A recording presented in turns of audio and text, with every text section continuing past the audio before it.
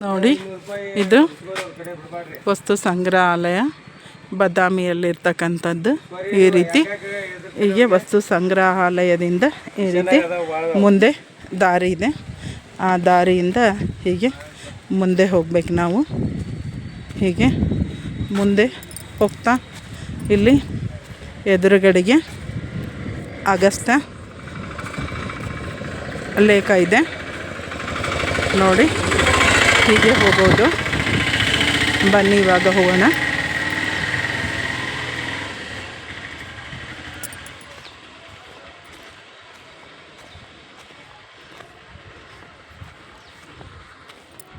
ಹೀಗೆ ಹೋಗಬೇಕು. ಇಲ್ಲೇ ಮುಂದೆ ಒಂದು ಅಗಸ್ತ್ಯ ಲೇಖ ಬರುತ್ತೆ. ಮತ್ತು ಮುಂದೆ ಇಲ್ಲಿ ಭೂತನಾಥೇಶ್ವರ ಅಂತಂದು ಹೇಳಿ ಮಂದಿರ ಬರುತ್ತೆ. ಇವಾಗ ನಾವು ಭೂತನಾಥೇಶ್ವರ ಮಂದಿರಕ್ಕೆ ನಾವು ಹೋಗೋಣ. ಹೋಗುವಾಗ ನೋಡಿ, ಹೀಗೆ ಭೂತನಾಥೇಶ್ವರ ದೇವಾಲಯಕ್ಕೆ ಹೋಗೋಣ. ಇಲ್ಲಿ ನೋಡಿ, ಇದು ಅಗಸ್ತ್ಯ ಲೇಖ. ಇಲ್ಲಿ ನೋಡಿ,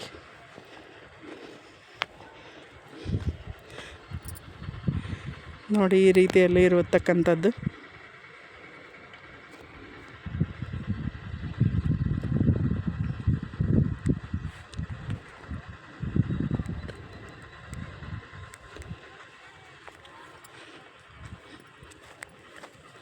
ನೋಡಿ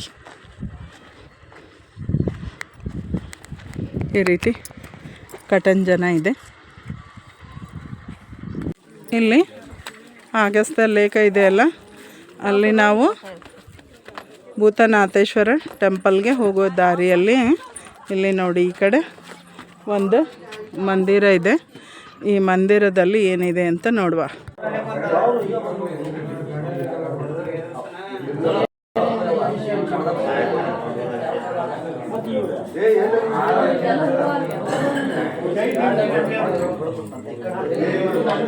ನೋಡಿ, ಇಲ್ಲಿ ಈ ಒಂದು ಈಶ್ವರ ಮಂದಿರಕ್ಕೆ ಒಳಗಡೆ ಹೋಗೋಣ.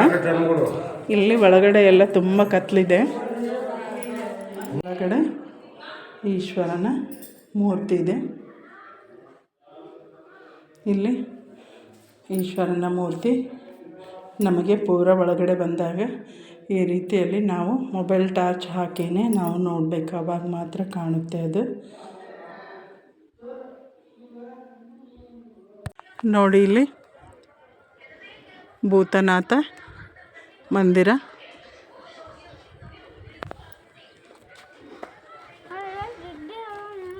ನೋಡಿ, ಇದು ಈ ಕಡೆ ಎಲ್ಲ ಇದಕ್ಕೆ ಅಗಸ್ತ್ಯ ಲೇಖ ಅಂತಂದು ಹೇಳಿ ಕರೀತಾರೆ. ಭೂತನಾಥೇಶ್ವರ ಮಂದಿರದ ಹಿಂದುಗಡೆ ಈ ರೀತಿ ಇದೆ ನೋಡಿ. ಇಲ್ಲಿ ಒಂದು ಕಲ್ಲು ಇದೆ. ಈ ಒಂದು ಕಲ್ಲು ಬಂಡೆಗಳ ಮೇಲೆ ಮೂರ್ತಿ ಕೆತ್ತಿರುವುದನ್ನು ನೋಡ್ಬೋದು ನಾವು. ನೋಡಿ, ಇಲ್ಲಿ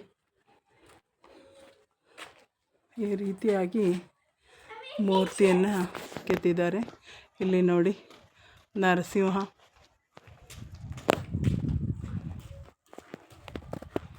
ಇಲ್ಲಿ ನೋಡಿ ಗಣಪತಿ.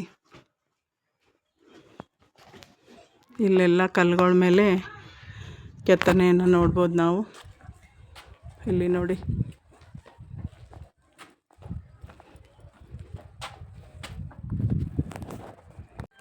ಇವಾಗ ನಾವು ಭೂತನಾಥ ಮಂದಿರಕ್ಕೆ ಬಂದಿದ್ದೇವೆ ನೋಡಿ. ಅದು ಇಲ್ಲಿ ಭೂತನಾಥ ಮಂದಿರದಲ್ಲಿ ಇಲ್ಲಿ ನಂದಿ ವಿಗ್ರಹ ಇದೆ. ಇಲ್ಲಿ ನೋಡಿ, ಹೀಗೆ ಒಳಗಡೆ ನಾವು ಹೋಗ್ಬೋದು. ಒಳಗಡೆ ಇಲ್ಲಿ ಭೂತನಾಥೇಶ್ವರ ಮಂದಿರ. ನಾವು ಹೊರಗಡೆಯಿಂದ ಬಂದ್ಕೊಳ್ಳೆ ಕತ್ಲು ಕಾಣುತ್ತೆ. ಇಲ್ಲಿ ನೋಡಿ, ಇಲ್ಲಿ ಒಳಗಡೆ ಇಲ್ಲಿ ಒಂದು ಈಶ್ವರನ ಮಂದಿರ ಇದೆ.